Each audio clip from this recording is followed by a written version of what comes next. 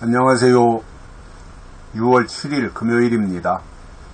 오늘은 로마서 4장 14절입니다. 만일 율법에 속한 자들이 후사이면 믿음은 헛것이 되고 약속은 폐하여졌느니라. 아멘. 오늘 14절에서 바울은 누가 후사냐, 하나님의 후사가 누구냐, 이것에 대한 설명을 해주고 있습니다. 후사 중요하지요. 대를 잇는 사람, 후계자 뭐 이런 거 아니겠어요? 이거 얼마나 중요한 거예요. 특히 바울이 이 부분에 대해서 설명하고 있을 때 이 후사라고 하는 이 부분은 굉장히 중요하게 언급되고 있는 부분이기도 합니다. 누가 후사냐, 누가 하나님의 대를 이을 사람이냐, 후계자가 누구냐, 영적 후계자가, 이것에 대해서 바울이 말씀하고 있는데 이렇게 말합니다. 만일 율법에 속한 자들이 후사이면, 아니라는 말이죠. 율법에 속한 자들은 하나님의 영적 후계자가 아니라는 말입니다. 율법에 속한 자들이 후사이면 믿음은 헛것이 되고, 그렇죠? 둘 중에 한 가지인데 후사는 율법이냐 믿음이냐. 근데 바울이 역설적으로 율법에 속한 자들이 하나님의 후계자가 된다면 믿음은 헛것이 되고 약속은 폐하여진 것이다. 이렇게 말씀하면서 율법이 후사가 아니라 믿음이 후사다. 약속의 자녀가 하나님의 자녀다. 이 말씀을 해주고 있습니다. 이것에 대해서도 창세기에서 아브라함의 어떤 족보에 대한 이야기를 한 것을 바울이 갈라디아서에서 말씀한 것을 보면, 아브라함이 하가를 통해서 낳은 이스마엘과 사라를 통해서 낳은 이삭, 이 둘을 놓고 누가 아브라함의 후계자냐, 이스마엘이냐 이삭이냐, 이것을 놓고 설명을 하는데 중요한 것은 뭐예요? 이스마엘과 이삭은 혈통적으로 보면 아브라함의 아들인 것은 맞지만 이스마엘의 엄마는 하갈이죠. 하라의 본부인인, 아브라함의 본부인인 사라의 몸종 하갈을 통해서 아브라함이 이스마엘을 낳았고요. 그리고 아브라함의 조강지처인 사라를 통해서 이삭을 낳았습니다. 그러면 법적으로는 이스마엘과 이삭이 둘 다 아브라함의 아들인 것은 맞지만, 그러나 하나님의 어떤 영적 계통을 본다면 약속이 누구에게 있느냐라고 하는 것에서 우리가 찾아야 되잖아요.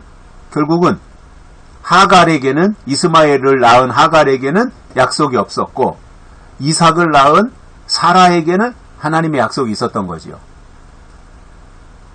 결국 약속의 자녀가 하나님의 자녀라는 말이에요. 혈통적 또는 육적 출생은 하나님의 혈통을 이을 수가 없는 것이고, 영적으로 약속의 자녀라야 하나님의 후계자가 될 수 있다라고 하는 것을 바울이 갈라디아서에서 설명한 내용을 토대로 해서 볼 때, 율법에 속한 자들은 후사가 될 수 없고 믿음으로 또는 약속으로라야 하나님의 후사가 될 수 있다고 하는 이 내용을 설명해 주고 있습니다. 그래서 우리가 지난 주일날도 그런 설명을 드렸습니다만은, 중요한 것은 언약이죠. 언약. 하나님이 주신 언약, 약속. 이것이 중요한 것이고, 결국 약속에 속한 자들이 하나님이 주신 약속에 속해야 하나님의 영적 후사가 된다는 말입니다. 그렇기 때문에 늘 우리가 신앙생활을 하면서 중요하게 생각해야 될 것은 하나님의 약속에 있고요. 그 약속을 통해서 우리가 하나님의 자녀 또는 하나님의 후사가 될 수 있습니다. 그것을 우리가 망각하면 안 됩니다. 내가 단순하게 생각해서 주일날 나는 주일을 지키고 교회에 가서 예배 참석도 하고 11조 생활도 하고 하니까 나는 하나님의 자녀야. 이렇게 생각한다면 그는 이스마엘은 될지 모르지만 이삭은 될 수 없습니다. 주일 지키고 아브라함 집에서 나 태어났고 내 아버지가 아브라함이고 그런데 그는 하가를 통해서 나왔기 때문에 이스마엘 상속자가 될 수 없다는 판단이었지 않습니까? 그러니까 이 시대에도 아무리 내가 주일 지키고 11조를 드리고 한다고 해서 내가 하나님의 후계자가 되는 것은 아니고 법적인 아들 이스마엘은 될지 모르지만 이삭의 위치에 오를 수는 없는 것입니다. 왜냐하면 하나님은 약속이신데